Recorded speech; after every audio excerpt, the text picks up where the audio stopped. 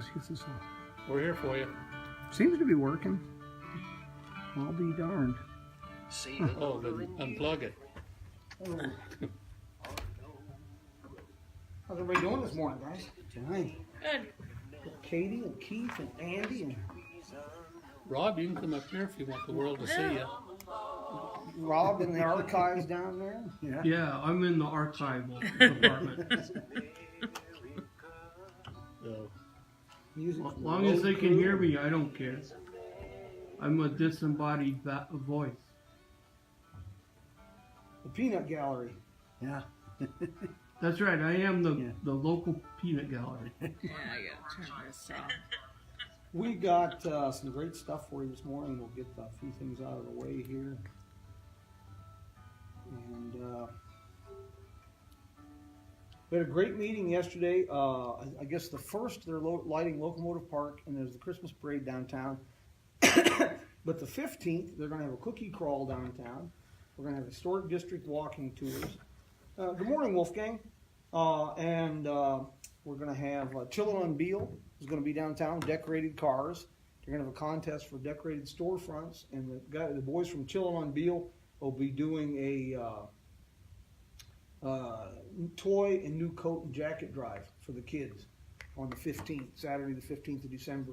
So it'll be a whole afternoon and evening of good stuff downtown. so you said they're going to have cars with lights go around? There'll be a car show downtown, decorated cars and stuff. Well, you know, they did that in Bullhead quite a few years ago. They had their, on the river, you know, all the businesses put it on the boats, and that become very Good successful. morning, Val. Well, you know, anyway, we're gonna be doing that on the 15th, and hopefully it'll be an annual event. We don't know how big this will get. And I put out a free weekly newsletter, and you can find it on Jim Hinckley's America, the Facebook page. And I've got information there, the latest information. Deborah, how are you doing this morning? Deborah is from Moriarty, New Mexico, and I think she owns, it's the oldest single-family owned motel in continuous operation on Route 66, the Sunset Motel. I think that's correct. Deborah can correct me on that.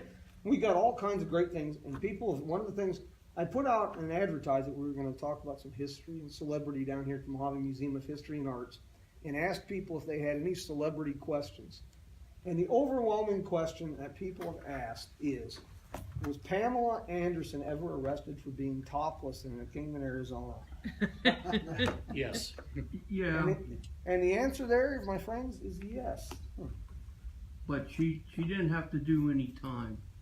She got off with an apology. I So think there, it was so written there we have it, a great reason. to come to Kingman. We let it all hang out in Kingman. That's it. Yes, sir, Bob. And she's our princess. Got some great stuff. We'll talk about a little bit about celebrities and stuff today. And I brought in this little goodie. Have you ever seen this? This is a reprint of the 1914 Good Roads, Arizona Good Roads Association Illustrated Maps and Tour Book. Pretty neat. It's got a lot of advertisements from the Beale Hotel and other places here. There's Hotel Beale advertisements. I carry this a lot in a Jeep with me because when I'm trying to find some of the old roads or locations and different things. It's a pretty slick. Now, that's not to be confused with the Green Book, though. No.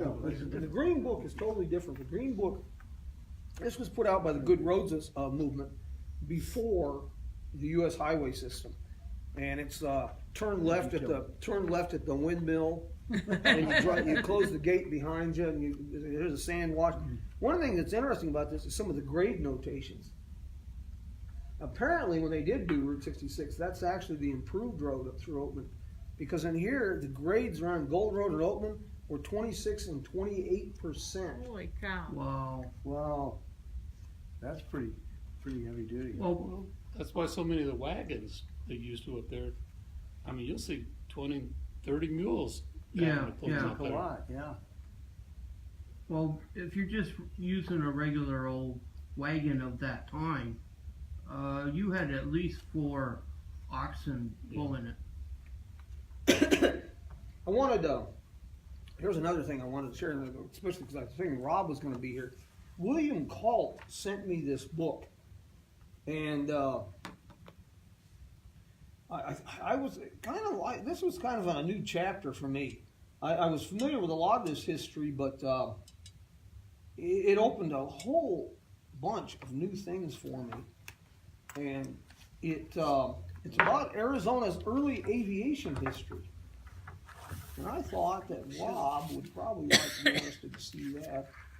It's a great book, High in Desert Skies, Early Aviation, Early Arizona Aviation by William Calt. And it's basically pre-World War I up into the early 30s. Wow. And got some really great stuff that was going on out of Kingman. Early aviation flights in over the Grand Canyon. And Yeah. Well, there was a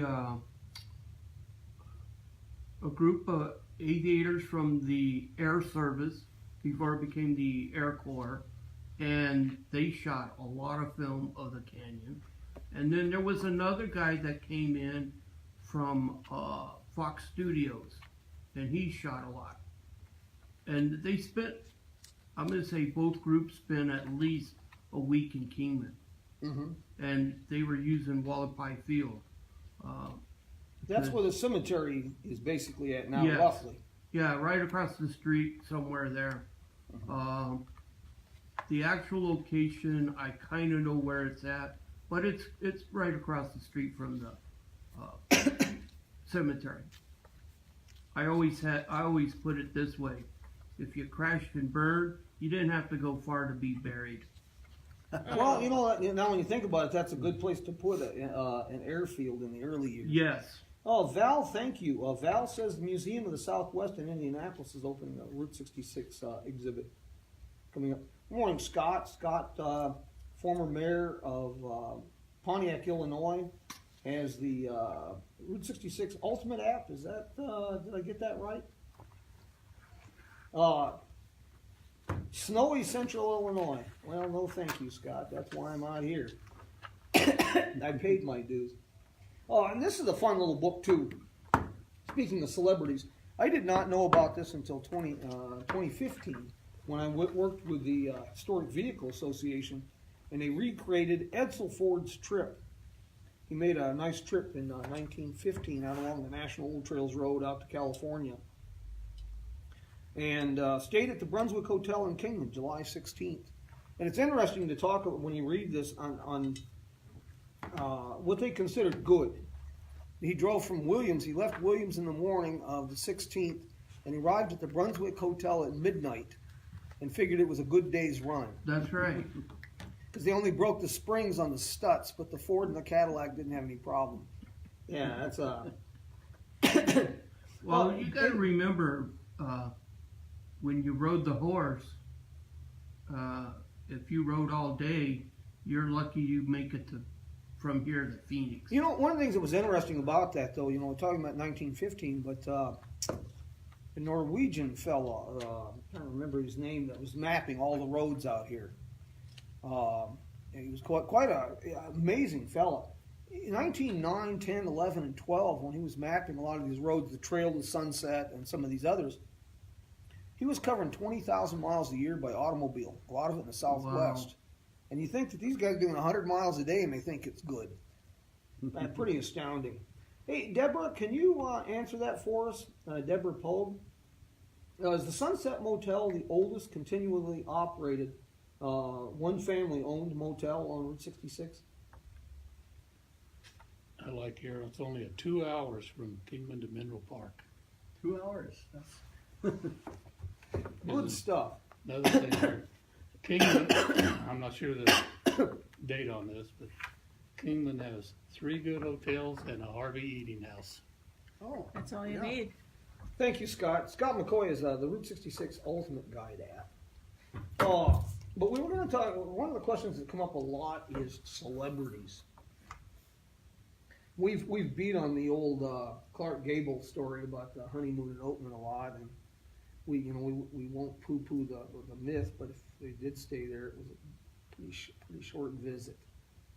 But we had Buster Keaton here, Yeah. You know, filming, and apparently he came back a few times. And now Andy and I have an ongoing situation where we discuss things like tease each other, I guess you'd say, about the Packard sign down at the Old Trails Garage. Oh, yeah. Well, now we've opened a new can of worms maybe everybody out there can help us with. The Will Rogers and the Dorothy and Andy Devine connection. Because the story I'm getting is that Will Rogers introduced Andy Devine to Dorothy. Right. I heard that. And another thing that ties in with this is that there was a big New Year's party sometime in the early 30s at the Beale Hotel, and Will Rogers was one of the guests. So, We can't find anything on that. Not to say they didn't. oh yeah. It's hard to find that documentation unless. Well, it seems like newspapers, and Andy's pretty darn good about rounding up. But there was nothing in that time frame about Will Rogers. Yeah. Yeah, Although I we did don't find the remember one about seeing Amelia anything. Earhart here finally. Right. Amelia Earhart. Now she was here for the ribbon cutting at the TAT. It didn't really say. But she Yeah, was I'm gonna, because I've been trying to chase that time frame down, and I'm gonna say, chances are, she was really good friends with Lindbergh, so I'm gonna say she was here. But I did find another picture where she's in New York, but that could have been a couple of days before, because they would always have a little promo stuff, little photo where they're showing off somebody. Now, Amelia actually came through town at least 3 times. Once before the line was open, and 2 times after the line was open. Roy, you know, I don't know when they're going to repair the road between Essex and Amboy. But, you know, I find it hard that the state's going to be able to justify that kind of expense for a limited tourism value out there. I just, to be honest, I fear that it's never going to be opened again. Which What we road? got here, Andy? Old-time druggist recalls Earhart visit. I saw this on a former Kingman resident called the miner Tuesday from his home in Phoenix to talk about bygone days, including the time Amelia Earhart, world-famed woman flyer who perished on a flight in the Pacific in 1937, visited Kingman. But that is the only documentation I have found dealing with Amelia Earhart in Kingman. And we don't have a year when she was here. He did not say. The mystery deepens.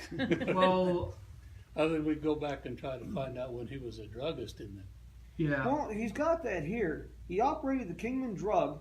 It makes it even worse. He operated the Kingman drug from 1923 until 1939. So that tells us Amelia Earhart was here between 1923 and 1939. Well, 37 is when she So, disappeared. and since she disappeared, we can shave 2 years off that. But, Well, there's plenty of times where she flew by here because she would check the line just like Lindbergh would check the line. this book by Mr. Calt really intrigued me. There's a couple good things in here about Kingman. And if you have any interest, not just in Arizona, but in early aviation history, this is kind of a neat book here. And there's a neat section here. And I'd say this was an all-new chapter for me. I knew that we had planes going and doing different things here. It was one reason they picked Kingman, that we had access to gas and oil easier than some of the other communities in northern Arizona, apparently. Yeah. And so they made Kingman the home base for the flights over the Grand Canyon. And the Gulf to Pacific Squadron settled into Kingman in 1919, providing 70 high-test gasoline and Mobil B oil for the aircraft. And it's really some pretty interesting reads in here. But on this Amelia Earhart, there was a photo floating around in the internet for quite a while, proving that she was in Kingman. Well, the only problem was the photo was taken at the Port of Los Angeles, and the photo belonged to the Smithsonian. So I'm not too sure that's much proof. Well, that's kind of like that picture you were showing me this morning. The fellow may have meant well, but he Yeah. wanted you to, confirm that this was Andy Devine in his Jingles outfit in Kingman in 1950s. Well, I'm not the sharpest knife in the drawer, and I am old, but I'm not that old. I wasn't here in the 50s, but I see absolutely nothing here from Kingman. Absolutely nothing. Someone was talking about it last night, and they decided it was at a Disney parade. I don't know. Huh. I don't think it would be a Disney parade. Oh, yeah. There's appliance stores and other things in the Well, I background. seen because it was so Is he riding the popular. silver saddle? No, No. but El Dorado was so popular back then on Fremont Street in Vegas, and he was in at least one. I'm not saying this was it, but possibly. But we just told the guy there's no way we could. You can't put your reputation on the line for something that's obvious. That you just can't do it. Looking at your book here on this Arizona tour book, Mm-hmm. see a picture here, which I would like this one here. This picture here has a photo of the IOF Hall, International Order of Odd Fellows Hall. Mm-hmm. That was originally the only county school in the state of Arizona. That was the first high school that, the kids here went to high school at the IOF Hall. I wonder what that building survived pretty much intact. There's still no question on it. What's set next to it on that empty lot? I cannot find anything. None of the pictures I have seen show ever anything being on that I lot. don't think anything is. But that would be very unusual. That's on the corner of 5th and Beale downtown. It would be unusual not to have something there. Well, the catty corner from it, at one time or another, there was 2 different gas stations. Yeah, I got a picture of that. Conoco In fact, and- from you. There's a picture of the gas station on the corner. It's where Savon Bath Treats is now. Yeah. It was a gas station. And I've got an advertisement a fella sent me, and the address is for a Star dealership, garage and dealership, on the corner where the coffee shop is now, 5th and Beale. There was a garage and Okay. Star Automobile. Well, I also know at one time Gallup Studios was on one of those blocks because there was there's a picture in the gallery here in the archives that you look out the back door and there's Andy Devine or Front Street at the time. The Gallops originated in Chloride. Yeah, the Gallup Studio archives. I know we almost lost that at one time, and boy, they were prolific in photography. Here's another little story telling tales out of school. But there was I was talking to Damon recently when we went down to the cellar. There was a photography studio and shop in one of the storefronts along the Beale Hotel. There's 3 or 4 file cabinets in the Beale filled with negatives. Yeah, that was that I and George building that is no longer there. Mm-hmm. Another thing, I don't know how many people realize it, but the very first J.C. Penney store in Kingman was in the Beale Hotel.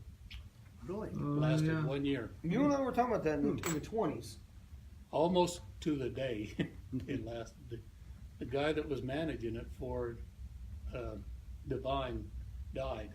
I don't know if that made pennies go away or whatever it was, but we do have advertisement for that, so that's pretty good. To go back to the IOF building, that was after the city became incorporated. That's where the police department was. And I remember seeing a few pictures, I'm going to say early 90s, so it's been 20 some odd years. That street, that corner was actually paved. I don't know what happened to it. I don't think anything was ever there. And that would be very unusual because that's a primary, in those years, 20s, 30s, 40s, that's a prime commercial location. That's right. In the heart of the business district. And for there not to be anything there would be really kind of unusual. I borrow a lot of your photos, from the archives here, and always give the museum credit. from when I do walking tours here. And I try to show as much of the evolution of the downtown district as I can. But I've never found any photos of that corner with anything there. Yeah, that's probably the most Unusual. versatile corner was there where Alex Toggery was. You Yeah. know, originally it was a blacksmith shop, Then the bank. and then the Arizona Central Bank, and then Alex and the theater, and now That's a loss of that bank. That was a beautiful bank. I can't believe it. It wasn't that old of a building when they tore it down. I'll have pictures up later this morning, folks, and show you some of in the fact I places just we're found talking out about. all that city block right there actually had a name to it, like so and so's stores. Whoever the contractor was, that whole city block there ran his name. Well, I'm smart enough to know the older I get, the more I learn, the more I realize how little I know. But it's pretty interesting. When we were talking about the celebrity stuff, of course, you know, we know that Clark Gable and Carol Lombard married here. But the persistent story is they had a very brief little social, not really a reception, but a little social for them at the Brunswick Hotel. But I've never found anything on that either. We have that They through our did- they- documentation. They did have a reception at the Brunswick Hotel. I think that Clark Gable was at the reception in minutes, and he told his best man at the time, which was Howard Cate. It was one of those rental best man type of things, I think. Yeah. That they had to hurry and get in the car and get back to Boulder. Why Boulder? I don't know. Well, you know, I've heard all kinds of reasons why they even married in Kingman, Yeah. but none of them have made any sense to me. Why you would drive across that desert like that? Somebody said he was a friend of Andy Devine, and that's why. I don't know. It's another great $1 million question. We've had so much celebrity association and so many films made here that I don't think people really realize, you know, how much of Hollywood history is tied to Kingman. Yeah. How many? You know, I know we talk about The Edge of Eternity and Foxfire that were filmed here, and Go West, and Roadhouse 66. I understand there was another movie. There's at least a dozen movies. Yeah. There was supposed to be another picture. I was talking to Michelle about this that filmed at the Duncan property out by Hackberry about 1918, 1919. That was a Buster Keaton movie. There was another Buster Keaton. And the people in there were actually working the ranch. Now I know Buster Keaton filmed Go West Right. in 1925 at Tap Duncan's ranch out by the Diamond Bar. Yeah. But there was another movie filmed in 1918, 1919. In fact, it was you that I think was telling me in the movie where they filmed out there, they had a big stampede in downtown Los Angeles. Yes. Which was Route 66 before it was Route 66. Yeah, the cattle stampede, that's a great scene down on Broadway, down in Los Angeles. And I understand that Buster Keaton could not get permission to do that. So he just did it. did it, yeah. Took care to find it. And if you watch that, you can find that on YouTube. It's called Go West. If you look, you'll see some cameo appearances from people like Fatty Arbuckle Yeah. standing in storefronts and different things there. It's kind of a fun little movie. Yeah, we just have a copy of it here now. We just tried to show for a while. Yeah. Another one was that became kind of a cult classic was a Two-Lane Blacktop. Yeah. You know, Yeah. I'm not But it- sure that was filmed here, and I'm Yeah, still not it sure. was. Now, there's only one 30-second segment in there. When they went under the underpass. No, well, I think that's Needles. I When think they that's went Needles. down Perfume Canyon. The Perfume Canyon. Yeah. Because Yeah. they start somewhere in LA, and I recognize Needles because even if they went under the underpass, that's Needles. But when they got to Kingman, they just showed that, and the next thing you know, they're east of Williams in that area. When they come up Perfume Canyon, which is the post 37 alignment of Route 66 out here, if you watch that movie, they're listening to KAAA, the radio station Yeah, in Kingman, Arizona. But so many of the people say there's movies of Kingman. There's a lot of them, but a lot of the movies I've seen, they only mention Kingman. Mentioned King. Well, from that honorable mention, it's amazing and strange. I would love to know more on how Kingman shows up, just even in mention. A great example is an episode of The Sopranos. Yeah. where Tony Soprano's in, I guess, in a coma, and he gets he gets his ID mixed up, and he looks at his driver's license, and they show it, and it's a Kingman, Arizona, Stockton Hill Road address. How in the world did they come up with this? Well, the movie How the West Was Won was not filmed here. It's filmed in Oatman, Yeah. and it had a lot of the train scenes outside. I guess a lot of the actors and actresses stayed in Kingman, Yeah. but it was never filmed in Kingman, so to speak. Yeah, it's Oatman. In The Big Bang Theory, With Sheldon. Sheldon Yeah. gets stuck in Kingman Yeah. when he's trying to go somewhere on the He's train. getting mad at Leonard or one of the other guys, and he just takes off on a train. You know, Get on a train and go. well, Kingman does have that reputation for being a place, a stop on the way to. Well, On you the way know, to someplace, well, any we place. had our stop of the aliens when they crashed out at Red Lake. Well, actually, that was a composite.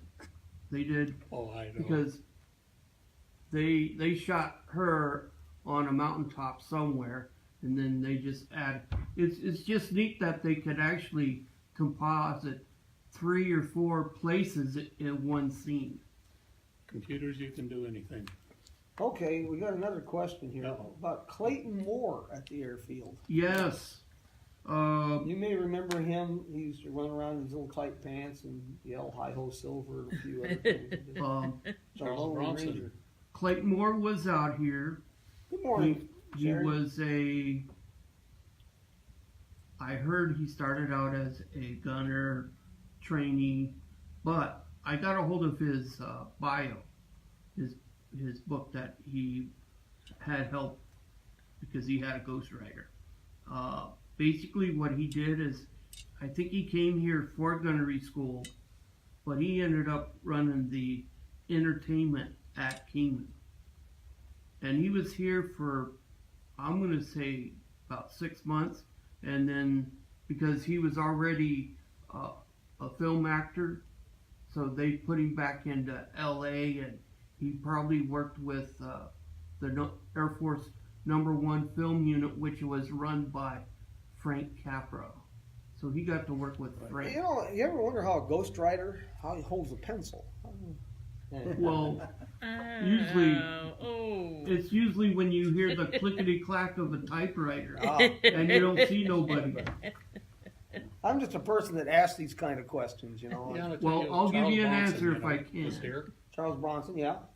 Oh yeah, Charles Bronson was quite the guy. You know what I loved doing was 20 years ago when we were doing the reunions. I would talk to some of the guys that were here during that time. I go, hey, did you ever meet Charles Bronson? Oh, you mean that SOB? And it wasn't until halfway through my time at the Airfield Museum before we closed it, I had a guy come in. His name was J.R. Brown.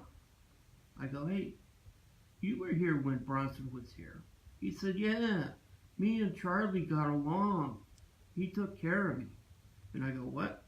Well, come to find out, J.R. was 16 years old when he was coming through basic training and gunnery school. His mom caught up to him at his next training base and pulled him out of the Air Force.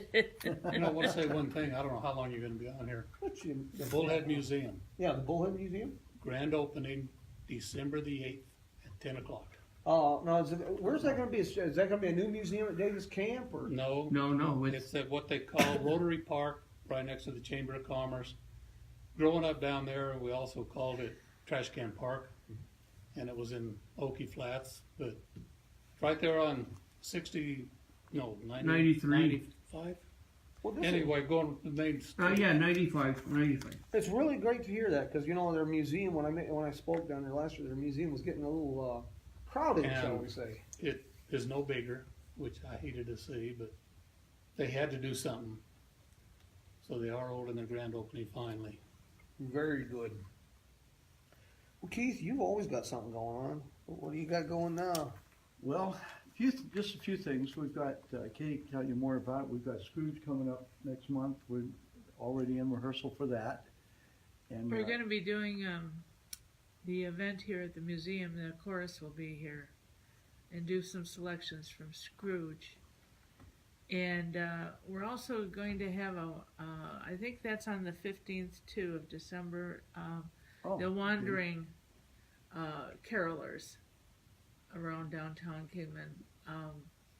And also they're doing the inaugural Kingman Cookie Crawl that day. So Yeah, What is 4 to that? 7 p.m. it's Just curious. Oh, it's 4 to 7 p.m. You go to Blackbridge Brewery, and for $15, you register for it. You get a little passport, and you go around to all the different businesses. And this time, instead of like the wine crawl, you actually get they give you a paper bag that you can put the cookies in, or you can eat them as you go.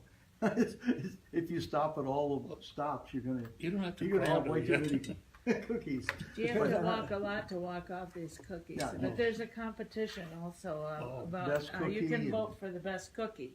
And you So can also everybody's vote going to for the pull out best- the stops for that. Yeah, you get best decorated business and things Yeah. like that. They've got That's there's interesting. actually a cash prize for the business that wins. Depends I on how think many- and for the best cookie. Yeah, depends on how many award. cookie tickets They've they got some sell. prizes. Yeah.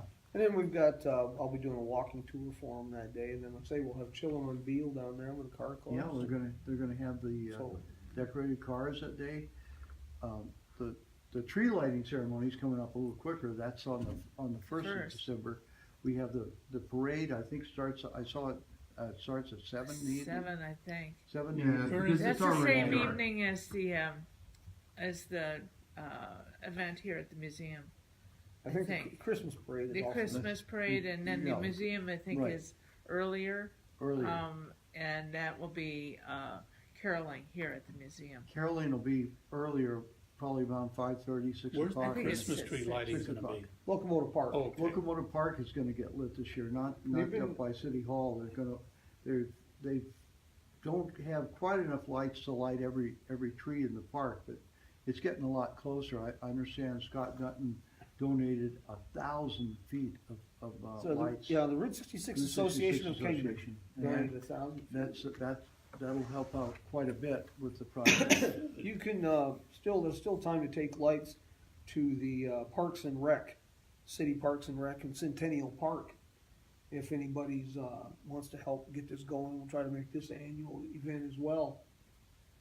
So, They're looking for LED lights is what they want to use because they last longer and Yeah.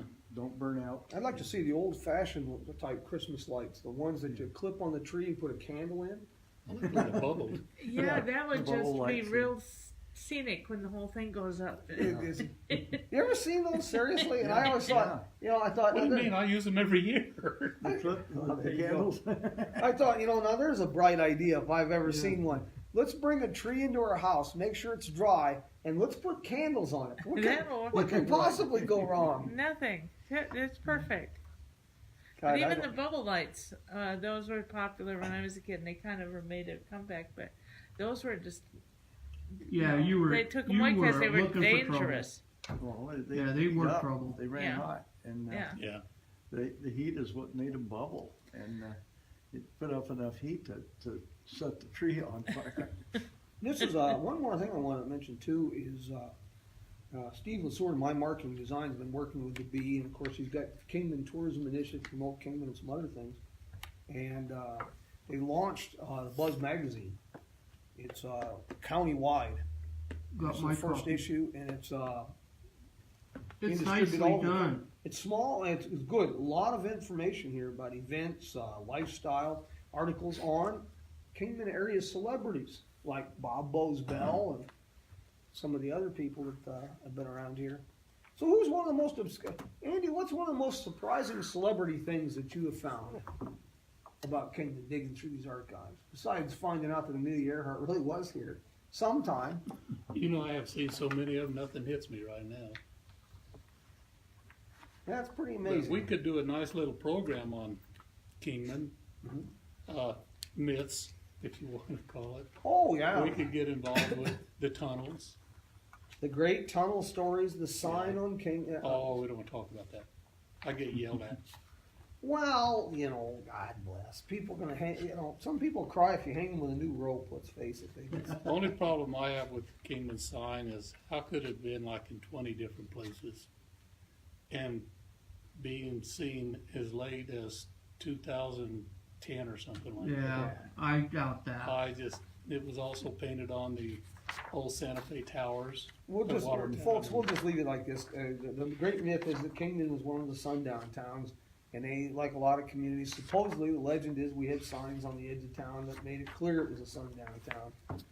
So, And I I will heard that say, those were privately made signs. in one of the books we have here by Gracie Neal is the only thing in print that I have ever found. And she said, yes, there was a sign, and it was removed before the Kingman Army Air Force showed up because they didn't want to seem, racial. So it was Well, removed in again, the 40s. whenever the military shows up, things change. Because that goes to what I've learned about Nellis, when it was the Las Vegas Gunnery School. But that's the only thing I have ever found in actual writing. you know, it's unfortunate, but a lot of people, don't think about this, but Kingman wasn't alone, but most communities along Route 66 and otherwise were pretty prejudicial. Let's just be honest, for lack of a better word.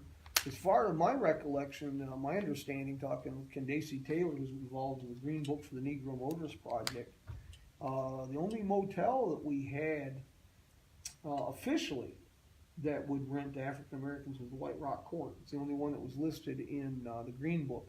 But I understand Hood's Court, there were some problems there because they did rent to African Americans. Now that's another place I can't find any pictures of, Mr. Andy. It was We have a Votes Market, which is the same area. It would be right. The court was right behind it, and it's in the road when they tore it all down. It's Right. next to the dam bar when they put Wallapai Mountain Road. I think that's the only picture we have of it. It shows the road under construction. Yeah. And in the back of it, you can see when Route 66 was being widened. right. Oh, one more question I have here. The El Trovador cut, Route 66, 47 or 48? I'm not real sure right now. It's right in there, 47, 48, 49. Yeah, because a friend of mine, when he was living here in Kingman before he passed away back in the late 90s, he had a Euro coupe, and there was a parade, so he landed it on El Trovador and coming down so he could be in the parade with his plane. Oh, wow. There's another thing that Kingman did. We always have done things a tad bit different here. another thing And that we was get hit Old up on Skull. When Noble. was South Front Street changed to Topeka? There's another $1 million mystery. For folks if you're not familiar with Kingman, it's now Topeka Street. It's on the south side of the railroad tracks, and that was the National Old Trails Road from 13 through 21, Something like that. going up through Slaughterhouse Canyon. And at some point, it morphed into, without anybody apparently knowing about it, it changed from South Front Street to Topeka Street. And I've talked to people that are quite a bit older than me that said they have been in Kingman their whole life, and it has always been Topeka, which I don't. You know, the best one, I've been trying to record some of his stories as much as I can. Elmer Graves, you need to pin that boy down. He's 94 now, Yeah. and mentally, that boy is sharp. He can recite, he'll be talking to that boy, and he'll be talking about somebody who owned a garage across the tracks and their phone number, and he'll start reciting their phone number, and I mean, it's just, And it's the old style phone number, yeah, too. blue 164. Well, there's a lot of the story of Slaughterhouse Canyon. Yes. You know, and every community has these, but it would be a fun project to document the myths, and it'd be a great mural project, the myths of Kingman. You know, it'd be a lot of fun. Hey, I know someone who's been down there and swears that she heard screaming. I've heard that all my life, but And we're I out there. said, the wind is pretty weird. Oh, no, Yeah. no, it was screaming, so I it was heard like, the one okay. about the high school kids that was partying down there. So Yes, strung yes. a cable up. They got scared and ran off and it decapitated. I'm sure that would have made the newspaper, but Yeah. there's Well, nothing. I happen to know one of those kids that partied in South. Oh, there in were parties. Slaughterhouse. A lot of I find, And- you know, as far as hearing screaming in the canyon, things of that nature, campfire and a bottle of mezcal. That's amazing. That's right. It's amazing the stuff that you'll see and hear. That's right. Make Oh. sure you eat the worm because that's going to make it better. And Canyon stage hold up. There were so many. you do now. That one's another. That's a great story for another day. That lost treasure out there.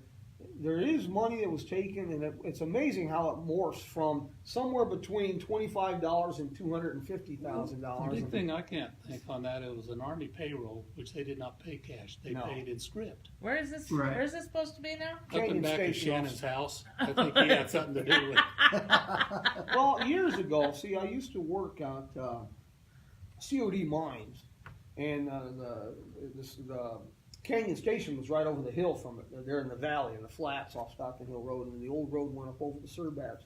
And I knew where Canyon Station was at, and I'm trying to think of her name.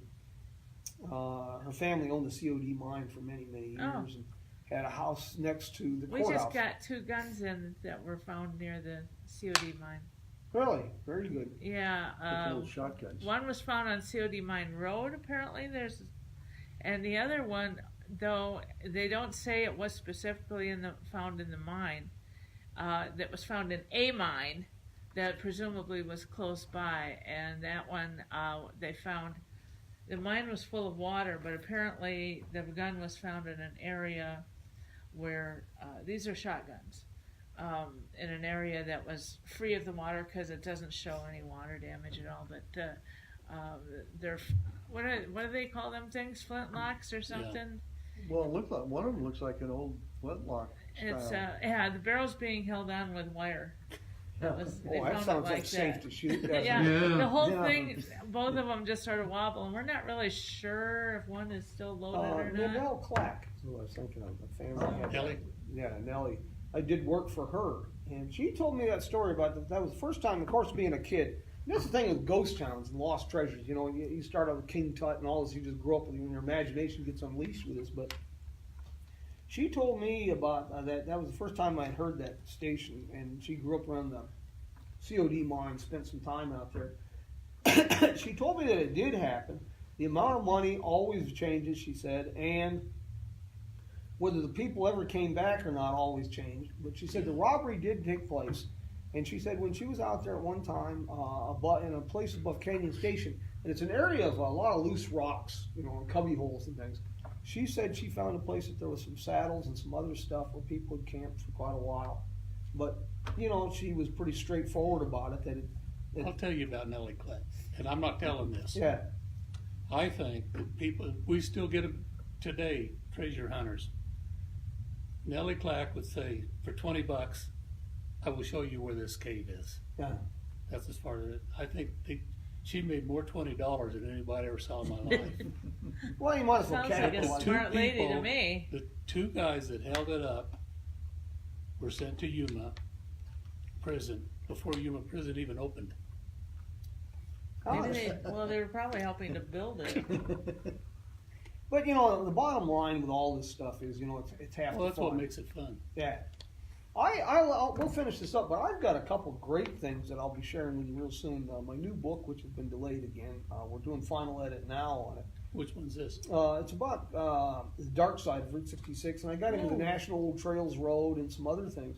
But I come across some pretty damn strange things. I found a story about 1919, a murder. And the best I can figure, it'd be somewhere around, it was on the National Old Trails Road out around where Grand Canyon Caverns is now.